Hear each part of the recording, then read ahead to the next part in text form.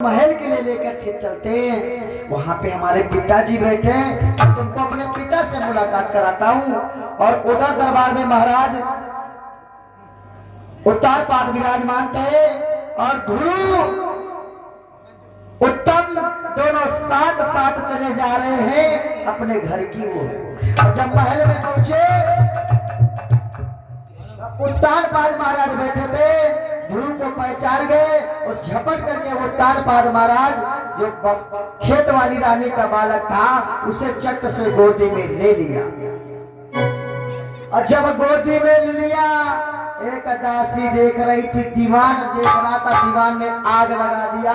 छोटी वाली रानी के पास दौड़ करके जाकर के बताया।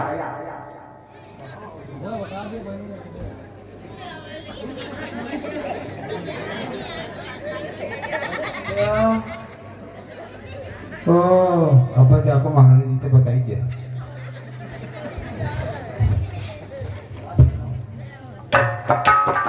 और दीवान जाकर के छोटी वाली रानी से बात बता दिया। महारानी जो बनवासनी वाले का पुत्र महाराज गोदी मिले, तुम्हारा लाला नीचे रो रहा। और जब ये बात कहा तो छोटी वाली रानी को बड़ा अजीब लगा और दौड़ती हुई पहुंच गई महाराज के पास।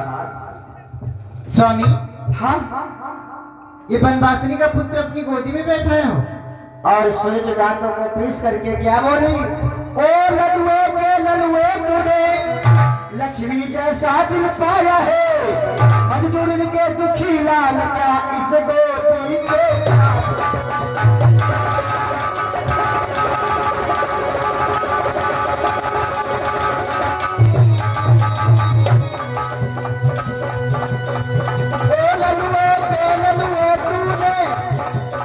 लक्ष्मी जैसा दिल पाया है, ओ मजदूर के दुखी लाल क्या इस गोदी के साथ है।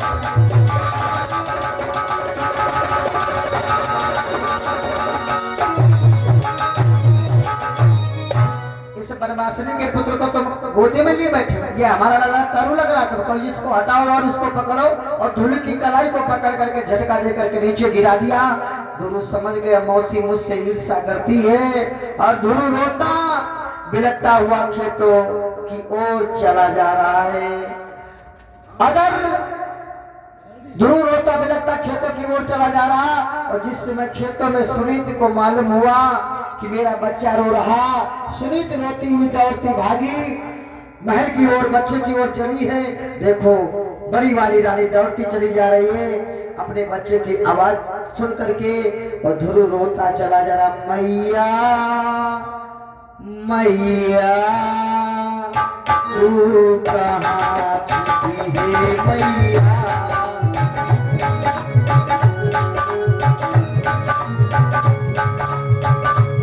छैया छैया छैया छैया तू कहाँ रे छैया छैया मैया मेरी मैया छैया छैया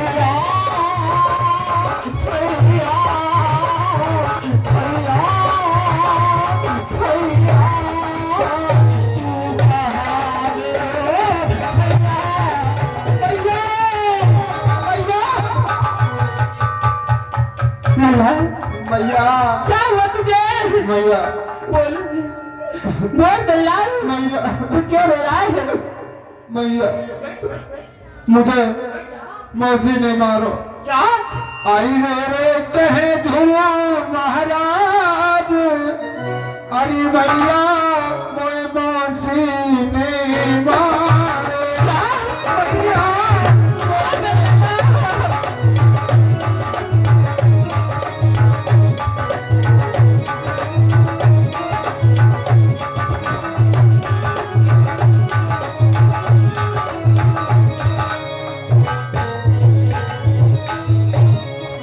तुझे तेरी मौसी ने मारो है? हाँ मैया। क्यों मारा और क्या कहा है उसने? हमें खेली रहे कोन माता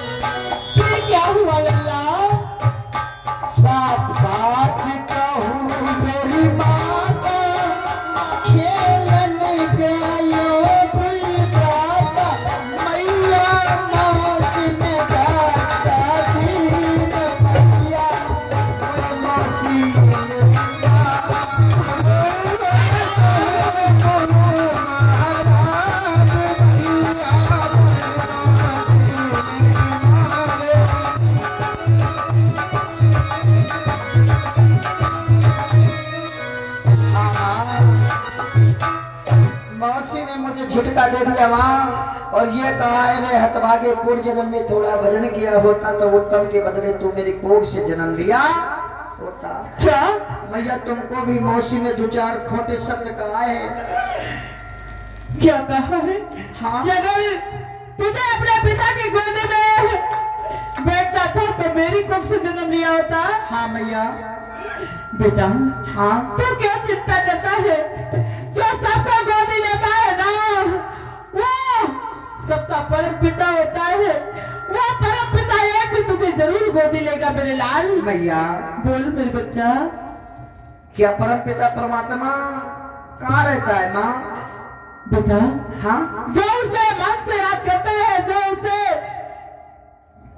इधर देख मेरी तरफ, हाँ मैया। जो उसके लिए अपना जीवन अर्पण करता है उसे परमात्मा जरूर प्राप्त होता है और परमात्मा उसे अपनी गोद में एक ठीक है मैया, अगर ऐसी बात है तो जैसे संस्कार वैसे मुझे मैया विदा करो, मैं भगवान की भक्ति करने करूंगा। क्या तू मुझे छोड़ करके जाएगा इतनी छोटी हाँ उम्र भैया में? जाने दो, मैं जंगल जाऊंगा, भगवान की भक्ति करूंगा, भगवान को प्राप्त करूंगा। लेकिन मेरे लल्ला तू बहुत छोटा है। जाने दे माँ, मैया देह पिताई तुम्हें है राम दुआई, मैया देह पिताई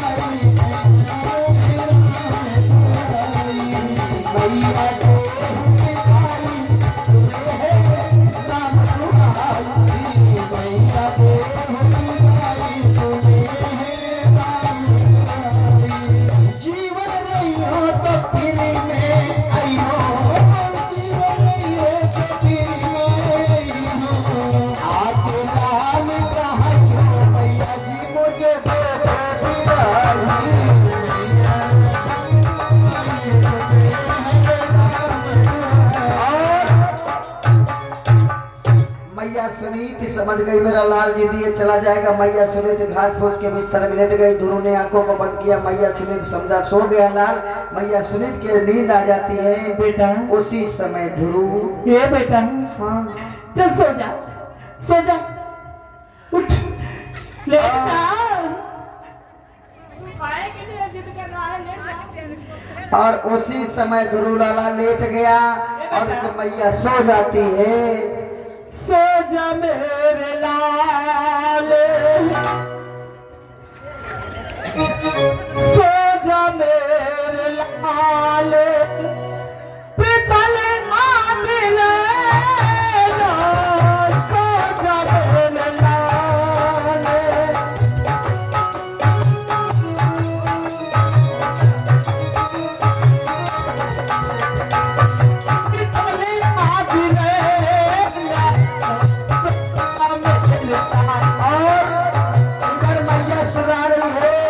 और मैया के नींद आ गई और ध्रुव लाला धीरे से उठा, मैया को प्रणाम किया और चट से वहां से धीरे से निकल जाता है, जंगल की ओर चला गया।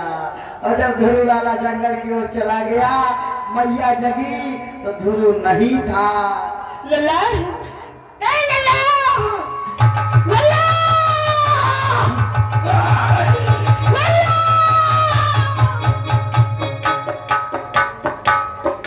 ध्रुव लाला रोता बिलखता जंगल की ओर चला जा रहा भगवान की भक्ति के लिए। जब रोता चला जा रहा और तब तक नारद बाबा रास्ते में मुलाकात हो गई ध्रुव से। नारद जी वीणा को बजाते चले जा रहे हैं। और जय जय नारायण नारायण हरि हरि, जय जय नारायण नारायण हरि हरि।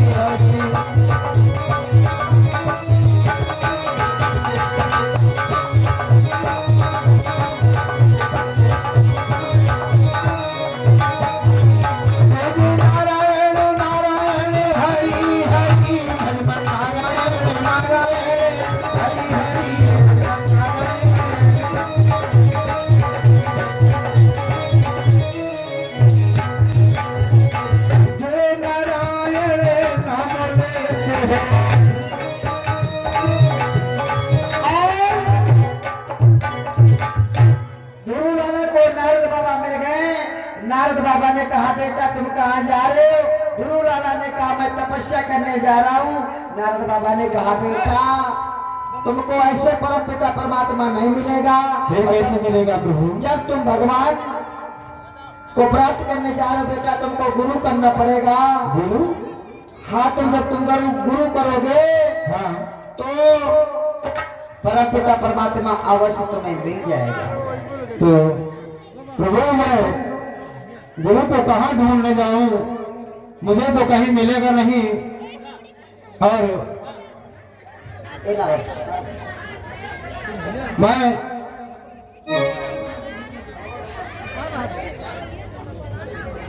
और नारद बाबा ने कहा बेटा, हाँ। जब तुम भगवान की भक्ति करोगे ना, हाँ। तो तुम्हें परम पिता परमात्मा अवश्य मिल जाएगा। लेकिन बेटा तुमको गुरु करना पड़ेगा।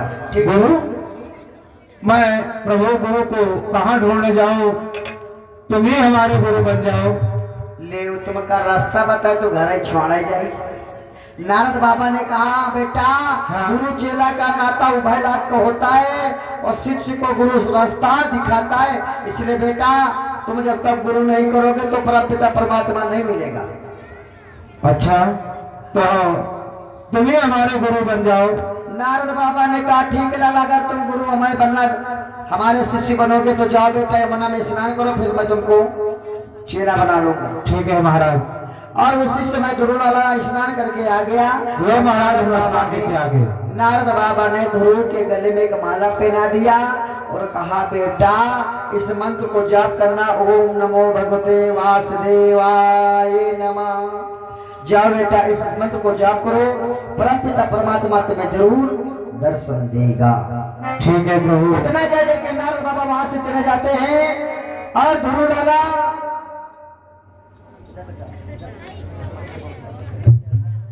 अब ध्रुव लाला जंगल में जाकर के घनघोर तपस्या करने लगा। ध्रुव ने खींचा प्राणवायु, भूमंडल थर्राया है। देवलोक में कौन यूं का है, देवों की दुमदुम